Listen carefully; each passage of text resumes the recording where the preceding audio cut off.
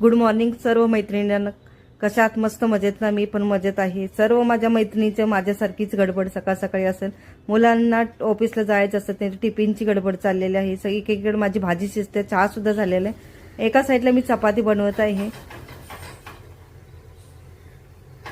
आपला तवा गरम झाला की चपाती पटकन चिकटते, त्यामुळे मी अशा प्रकारे तेल लावते पूर्ण तव्याला की आपली जेणेकरून आपली चपाती खाली चिकटणार नाही.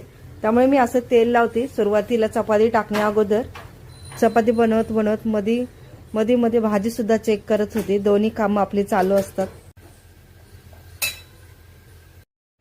मुलांना 2 दिवस टिफिनला सॅलड असं बनवून दिले, तर त्या मुलांना आवडले. तर आज पण तसंच मी बनवत होते. तर अशी कधी मुलं भाजी वगैरे खात नाहीयेत, तर असं मी बारीक कोबी करून चिरून देते. कांदा, काकडी, गाजर सुद्धा. अशी कधी भाजी खातच नाहीयेत, त्यामुळे मी असं बनवून देते, तर आवडीने खातात.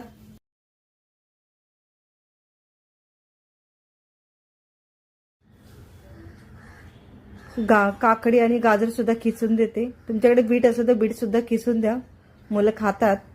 आणि कच्च्या भाज्या खाल्ल्याला तर शरीरासाठी तर चांगल्या, तर मी असं सॅलड करून देते. बघू शकता गाजर, काकडी सुद्धा किसून झाली आणि बारीक कोथिंबीर सुद्धा चिरून घेणार आहे.